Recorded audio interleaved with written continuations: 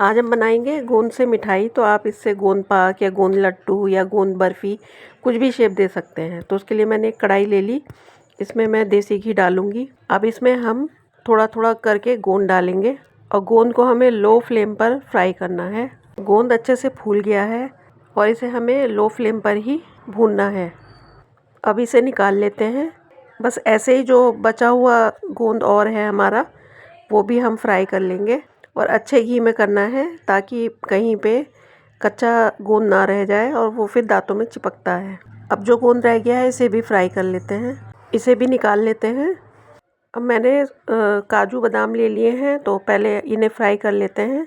ये 100 ग्राम काजू बादाम होंगे। 2 मिनट अच्छे से फ्राई करने के बाद इन्हें भी निकाल लेते हैं।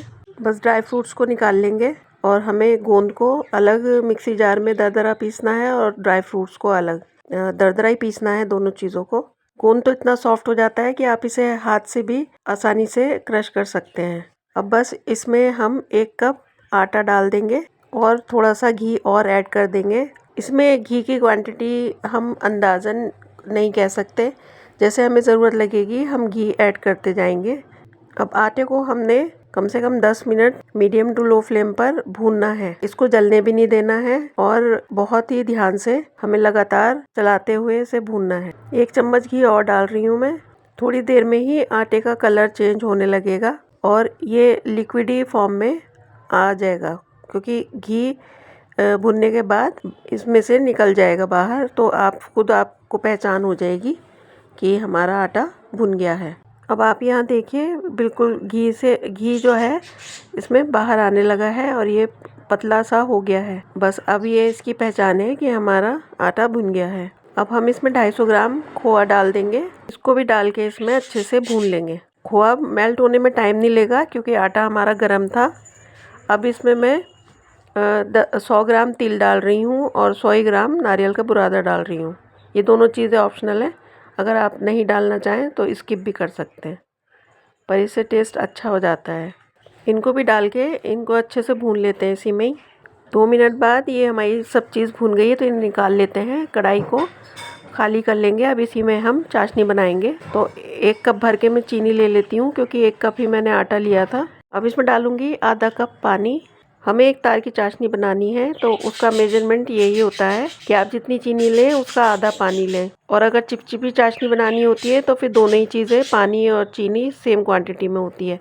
तो यहाँ हम 1 तार की बना रहे हैं, तो हमने चीनी से आधी क्वांटिटी में पानी लिया है। अब इसमें डाल दूँगी इलायची पाउडर और इसमें जब बॉईल आ जाएगा, तो बॉईल आने के बाद 2 से 3 मिनट मुझे चाशनी को पकाना है। चाशनी में बॉईल आ गया, अब इसे 1 से 2 मिनट हम पका लेंगे। अब इसमें हम जो हमने आटा भून के रखा था और खोआ, वो भी मिला देंगे। ये सब डालते वक्त हमें गैस ऑफ कर देना है ताकि इसमें लम्स ना पड़े।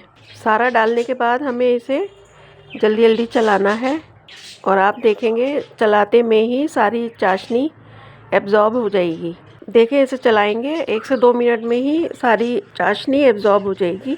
गैस को हम ऑन कर देंगे और लो फ्लेम पे हम इसे पकाएंगे। 1 से 2 मिनट में ही ये ड्राई होने लगेगा। अब इसमें जो काजू बादाम मैंने पीसे थे वो डाल दूंगी और गोंद को जो मैंने क्रश किया था वो भी मैं इसमें डाल दूंगी। सब चीज़ों को अच्छे से मिला देंगे। अब ये देखिए कितना गाढ़ा हो गया है, लगभग ये तैयार है।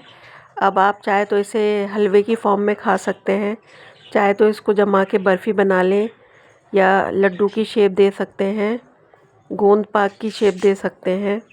आप तो जानते हैं सर्दियों में गोंद कितना फ़ायदेमंद है हड्डियों के लिए। 1 पीस भी आप रोज़ खा लेंगे तो आपको थकान नहीं महसूस होगी।